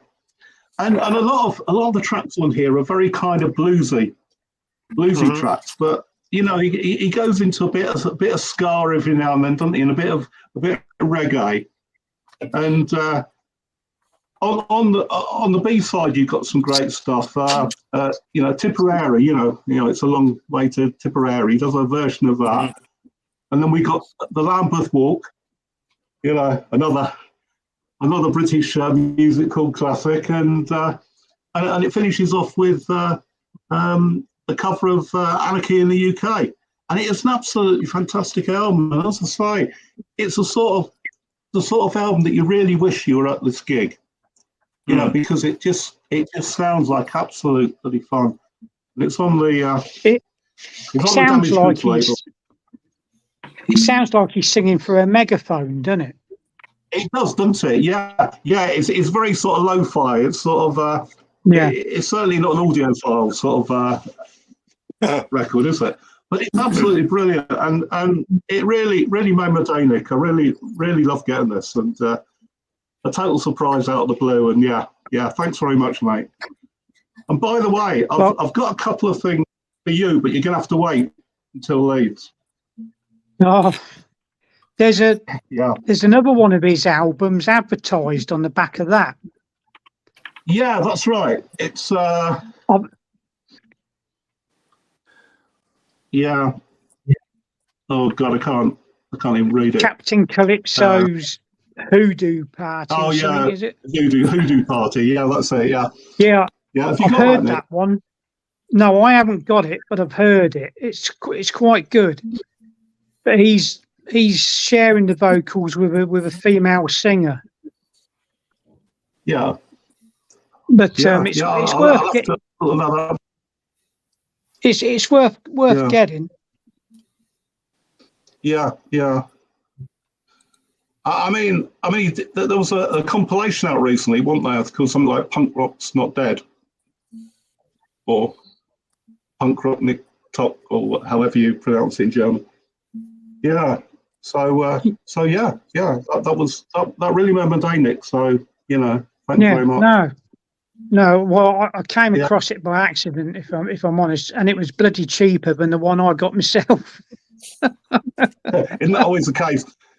It's horrible, isn't it? You buy a record and then soon after, you see it at half the price and probably in better condition as well.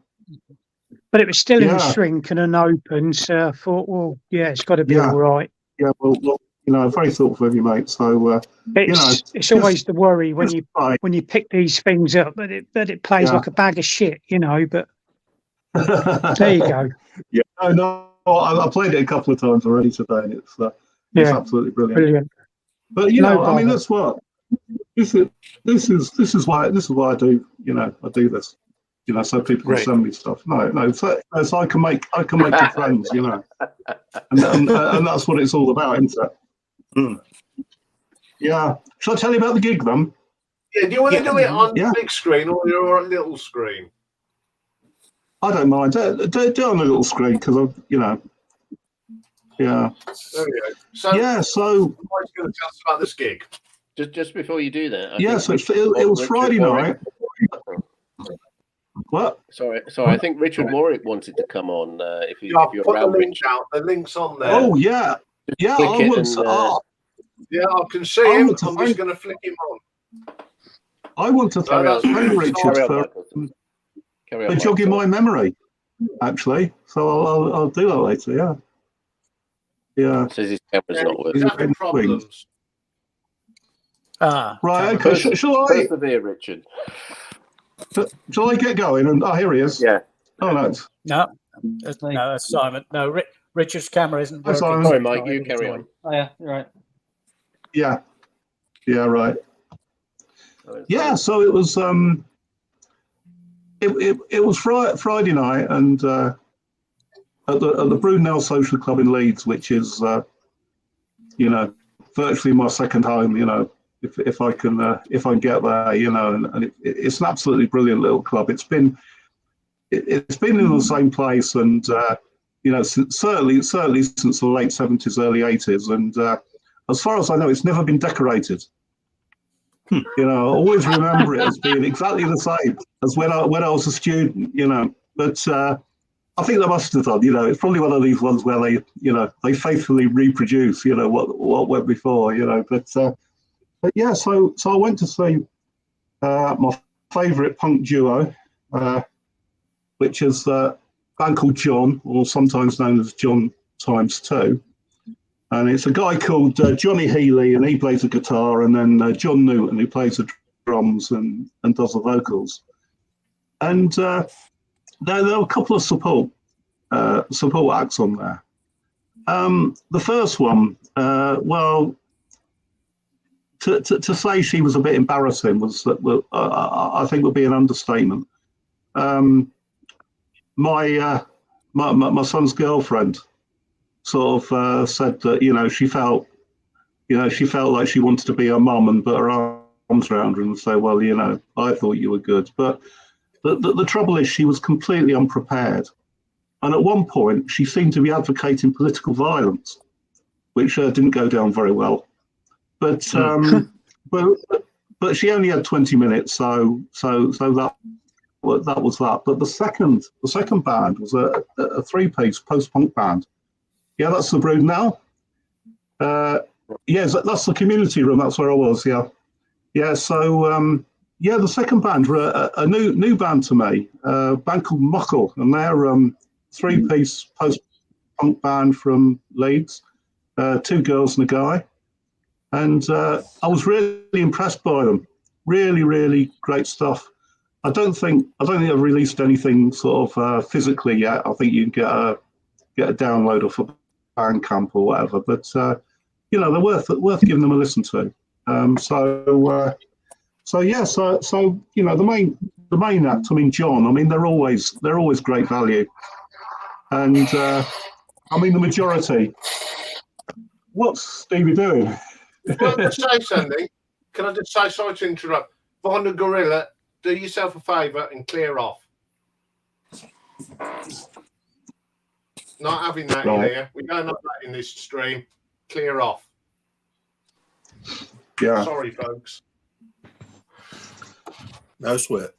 Yeah. So probably about 75% of the gig was from the latest album, which is this one, the Life Diagrammatic, and they're very sort of straightforward, full punk. I had a single out a while ago that's not on the album, and that's this one, and that's called what's the B side of that? Hop on the Dial. That's the B side. Played that, and they played the single itself, which is Theme New Bund Junior, whatever that means. And I would thoroughly recommend these guys. I mean, if you're into a bit of punk, they're always, they always seem to be touring, and I've seen them sort of 3 or 4 times, and and you might have seen I posted a video the other day that while I was at the gig, I bumped into a friend of mine, Andy Gladwin, who doesn't have a VC channel, but he does on people's videos, and I think he said he likes you, Nick. He says, the thing about Nick is you get what you say, and that's what he likes. And he gave me the first album by the Three Johns, which was this one.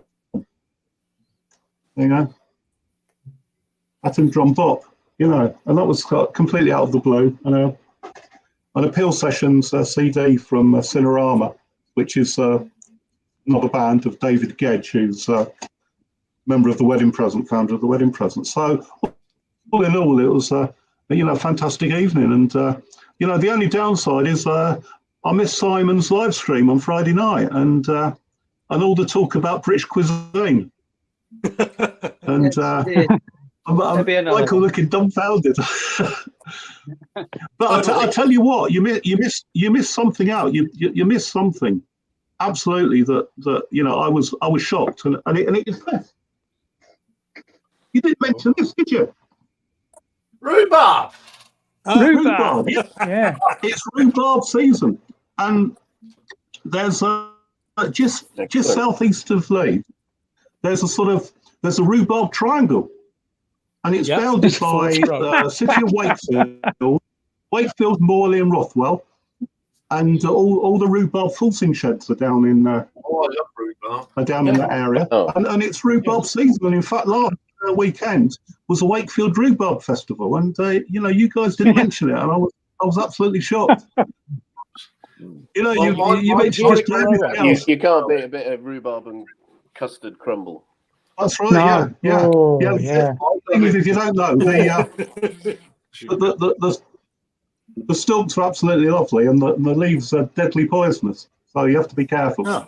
So there you go. So Yeah. a bit of rhubarb. Remember that next time. Why not? Yes. Anyway, while you was doing your pen thing, I went and got another can of beer, and it looks like it's sponsored by Cooler Shaker. Look at them, you can see. Oh yeah, that's very, very sort of. Cooler Shaker, isn't it? Very Crispin Mills.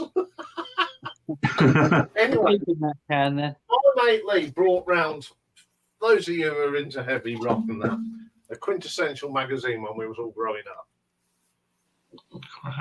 Kerrang! Yeah. What are you going to say then?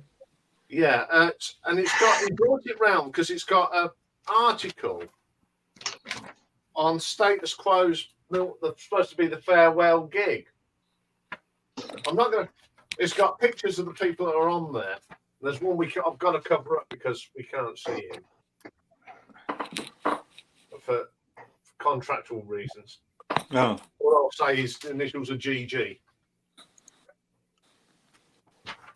We can't mention his name. But you're saying about the gig, and I'm reading through this. There's some great stuff in here. Iron Maiden have just released 2 Minutes to Midnight. It's even got. That's not bad. That's not a bad tune, actually, is it? No, and it's also got Mike Oldfield in here when he was going to bring out Discovery. Now, how many you wouldn't expect to see Mike Oldfield in a heavy metal? And on the back, he's got Yuck Y&T in Rock We Trust, or as my mate called them, Yuck and Trash. So, yeah, sorry I interrupted there. But we was Listen, having some- I'm going to have to go, so it's good seeing you. Okay, Okay, enjoy the Richard. rest. Cheers, Richard. Bye-bye. Cheerio.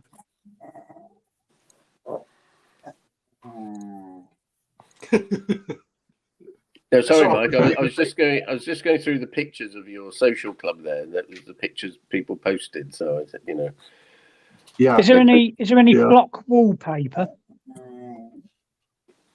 I think there is in the main bar. I think there's a bit there somewhere still. Yeah. they've got pool tables, and somebody took a picture of a pizza. I don't know why. They always do that, don't they? carpet. Any shagpile carpet for Michael in there. Yeah. Anyway, Michael, I loved your video about the 10 worst albums. Oh, thank you. Yeah, it's an old That video. was but I put hilarious. it on And you Instagram. got masked up and to hold them. Brilliant. Thank you. You can see why though. Some of them are. You don't want to touch them, do you? I've got a very vocal dog down here. Did you have Todd's in that Todd's Utopia in that video? I did. Okay. Just checking. Oblivion is the name of the record. You should give it a listen, Stevie. No. But time is valuable, Come on. I know. Every moment of life. Simon, how are you? How Yes. you doing? Have you got any records? I've 1980. got all CDs. That's all right. It's music. All right. though, isn't it? Go for it. Hey. Why not? No matter how Check- you listen to your music here. Check the We've got the banners. Free it's album, of music. course. Mhm. Sunyata Yeah, Matata. that's a great Yep. album. U2 Boy. There you Brilliant. go. Great album. I'm looking for that on LP. Classic album. Mhm. AC/DC, Back in Black. Fucking Cool. backaches. I'm surprised nobody showed that. Closer, Joy Division. Classic. Talking Heads. Yeah. Oh, that's one of my favourite albums by them. Remaining Right. Light. Surprised nobody showed that. Duke, of course. Yeah. I don't think anyone showed this one. Dire Straits, Making Movies. No. Good one. That's the one that's got Romeo and Juliet on it, I think, in it. Worth a pound, I guess. Yeah. Romeo and Juliet. Yeah, pound. We got Rush, Permanent Waves. Oh, the spirit of radio. Most of these I have on vinyl actually as well, but I couldn't be bothered digging them out. Black Sabbath, Commitment. Heaven and Hell. Oh, brilliant. Richard said that's his favourite from 1980. Richard Warwick. Yeah, It's a great album. And it is a great album. And of course, the Rolling Stones, Emotional Rescue. So That's yeah, good. Yeah. some good albums there. Surprised Classic. Elliot didn't share that one. Yeah, that's it. That's the lot. Are you here tomorrow night? Oh, that's how I was going to get burgers on my own. Tesco.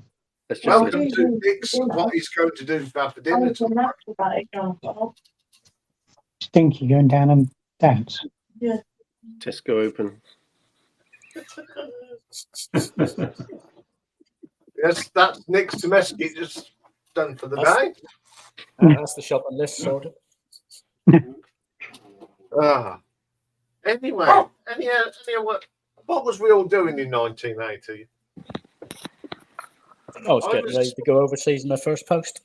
1980 didn't end very well for me because I hurt my back. And what I discovered that I'd cracked two vertebrae at 13. Wow. 13.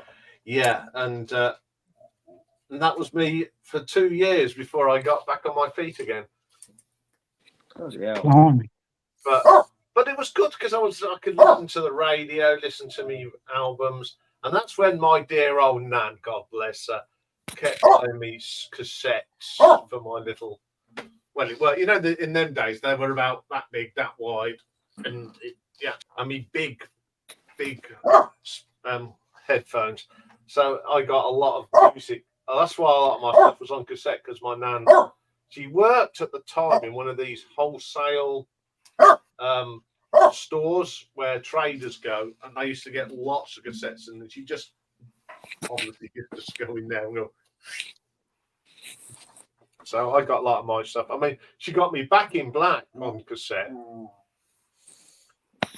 Yeah. You know, my nan, she knew I liked. You know, she must have. She found out what I liked. And there she was digging all these heavy metal tapes out for me. So God rest her soul. I could just imagine your nan going into the shop. Oh, hello.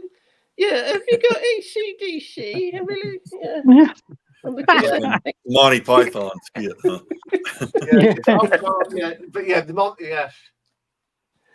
She talked like that. She didn't talk like Terry Jones. She was lovely, my nan was.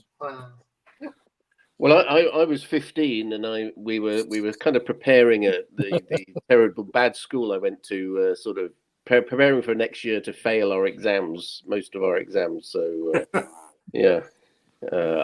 I got into trouble, I think, in that year because I was failing at biology, but then we had a new biology teacher that I fancied, and my grades went right up because I was like at the front of the class looking at her, and I got into trouble because one day I was just so romantically involved with her in a kind of fantasy way. There was like, this is a story about a cupboard.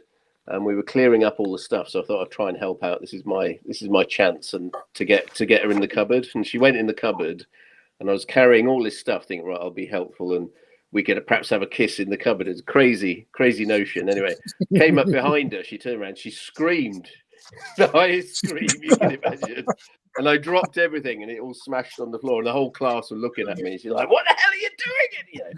So yeah, I remember that. 15 years old, got into trouble. And then after we that, all had a teacher we crushed on.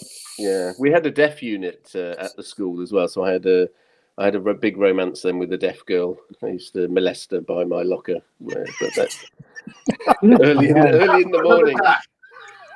My mum was a bit surprised why I was going to school so early. But, you're a bit of a dark horse, you are, aren't you? From the deaf unit. Yeah. But anyway, you know. Crikey, lock up your daughters. Yeah, Stevie's on the prowl. Well, it was only a kiss and a cuddle. It wasn't like, you know, by the lockers. Yeah, for those of you who never knew people, this is Rocky. He's the star of the show. Oh, hang on, Rocky, hang on, he hang on, sets the hang on. rules. There he is. Oh. Makes a lot of noise for a small dog. Yes. Especially Yeah. whenever he hasn't had his orange thing. Yeah, he's had that now. So they Yeah, you're on like a screen good again, boy. you Rock. can't say the word, otherwise he starts barking again. Yeah. Looks like a good boy. He is a good boy, Elliot. Mm. Believe it or not. I mean, he's 13 now. Wow. Oh, Go on then, you can get down. So there they go. Say hello to him. Go and lay down then. He's setting his ways, though, he's our Rocky. You know, you don't have to- Oh, yeah. Has He needs a bit of fuss. anybody bought any records this week? No, I'm saving my money. No. Yes, I 'cause I'm going. sold at a record show Sunday, and it was a success because I sold more records than I bought while I was at the show. You know, that's how you judge whether it was successful or not. Did you make a profit, or did you just blow all the profit? I didn't. I wouldn't say when you add it all up and subtracted everything. I doubt I made any profit. If I did, it was $20 or $50 or something. But Well, that's still good if you're coming back with stuff you want and you're getting rid of stuff you're losing. Yeah. Exactly. I think I spent about $110 on 20 records. A lot of $3, $4 records, stuff like that. The only expensive record I bought was a real nice clean copy of Dylan's Blonde on Blonde. Wow. I gave $18 for that. But everything else was just like bargain bin stuff. Do you get a lot of kind of like British pressings of British stuff at the record fair where you are? You see some. You see some. I actually, when I go crate digging, I actually can get right much UK and German pressings because I'm about 20 miles from a military base. Wow. So a lot of those guys retired in my area. Right. And so they would be stationed in Germany or stationed in Great Britain, and they buy records while they were there, and then have the collections. And so I've come across right much because of that.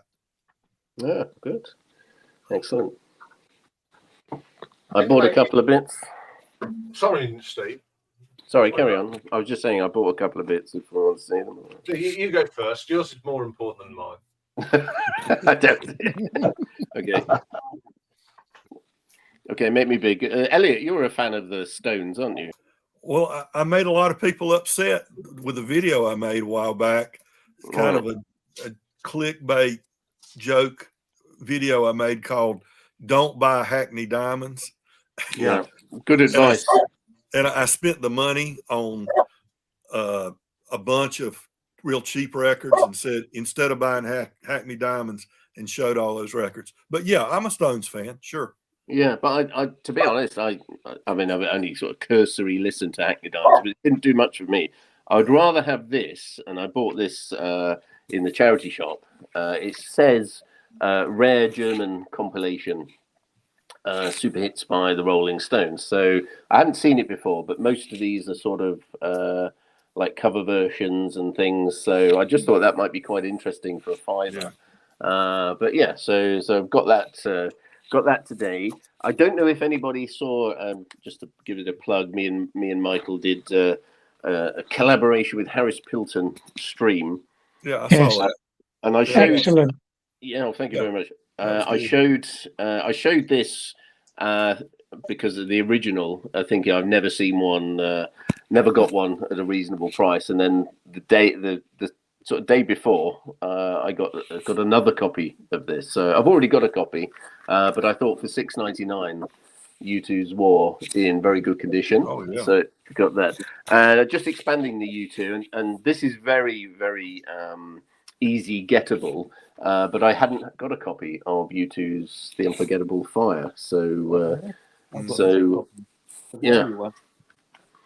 So got that $4.99. So I thought $4.99, that's not too bad. Nice clean copy. And I don't know if you saw in that live stream my philosophy of I'll ask myself if I'm sat at home a few hours later, would I regret not buying it And if I think the answer is yes, I'll buy it. Well, this next record, that's where my philosophy came from, because I saw it for £10. Got home and I thought, I'll go and get that. I regret not buying that. I'll go and get that tomorrow. And of course, it had gone. So this is Kate Bush, The Sensual World. And that's the one that's got this woman's work on it. So quite fancied that. So £9. So saved a bit, very good condition. And finally, just expanding a bit of Big Country. Big Country's Steel Town, and that was only £2.99. So quite like that. I don't think that's their best, but I thought I'd get it anyway. Okay, so that's what I bought this week. Thank you. You think their first album, just the self-titled Big Country, is that their best album? You think? Well, I think so, but I'm not a massive Big Country fan, but I think so. Right. Yeah. Sorry, you make me small. East of Ian Steel Town. Yeah, I mean, there isn't any one of the big hits on there, but yeah, you know, I thought I'd get £3. I get a copy anyway. So yeah. Okay, thank you. Pretty good. Thank you. Thank you. No, thank you. No, you. Has he gone to the toilet or something? I'll show you one I picked up Sunday. Okay, Yeah. we'll make you. It's a, Yeah, bring him in. it's a Oh. British. What an album. Pull it back a little bit. Oh, Okay. great stuff. Great Good stuff, reception. Elliot. That's That is fantastic. the first concert I went to in my entire life without my parents. Something I went to on my own right after I got my driver's license when I turned 16. Within a month or so, a friend and I drove into the city and we saw Renaissance. So that's the first concert I ever saw. Renaissance. That's quite a special album for you then. What would you call Renaissance? Would you call them a art rock or would you call them a progressive? What is Progressive. They come up Yeah, sort of progressive folk, really, aren't they? progressive folk, yeah. Yeah, because didn't they came off of what's the other Fairport Convention? Yeah, Kind of an offshoot from them. yeah. And Annie Haslam was just gorgeous. But that was $3. So That's not bad. That is a good buy there, Elliot. That was a nice. and I love the artwork. Isn't that beautiful artwork? It is beautiful, very medieval, which suits their sort of music. That is an excellent cover. Anyway, what we've got Steve showing more Big Country. So yeah, Seb's got it right. So there's another offshoot was the Yardbirds. You know that there were people that were in the Yardbirds as well. So yeah, I didn't realize that. That's cool. yeah. Seb's a man of much knowledge. He is. Yeah, he does. Harvest Home. yeah. I think there's one more there. Oh, that's Simple Mind. Sorry. Okay, so. Ooh. You get it all on this stream, don't you? You really Yes. do. Fidgeting noise, growling, forearms. You get it all. You get it all. Yeah. Dogs wanting food. Instructions for what to get at Tesco. Yeah, you won't get that on any other stream ever. Burgers. Pauses, silence. I mean, Rocky making funny noises, indigestion. When are you doing another one of those videos then, Michael? The shopping videos? Well, very No, soon. well, yeah, them, but the one you did with Harris, you know. Well, He wants a follow up already. I know. He watched it 3 times. You know, it's funny. You know, Harris was nervous. I was a little nervous too. And you know, but when he sits down and he does his solos and he's just like rapid fire, fast talking, he's not nervous at all. So I don't know. We're gonna have to circle back with him.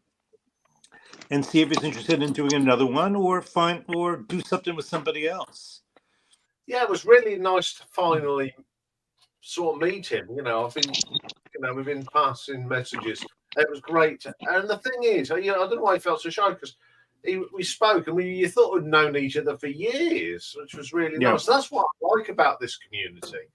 Yeah, it's we talk to each other like we've known each other for years, and it's always a nice, friendly atmosphere. Yep. Anyway, I'm going to end it earlier tonight because I've got a ton of stuff to do tomorrow. And okay. I know we're going to have a bit of a chat afterwards. Yeah. So, okay. Can I just say thank you very much, everyone. Thank you. Sorry I had to get a bit boisterous. So we'll do the picture. I'm going to put up something strange tonight. 1, 2, 3. Waiting on 2. Oh, I thought that's what Elliot would go. 1 and 3, Yeah. 2, 1. There you go. Thank you. Thank you very much. Well, once again, thank you very much, Elliot, for coming up. Always enjoying stopping by. I appreciate you being a great host. Thank you for my usual regular Herberts. We'll see you all next week. Have a good week, everyone. Bye. Bye. Bye. Take it easy. Bye-bye. Take care. Bye.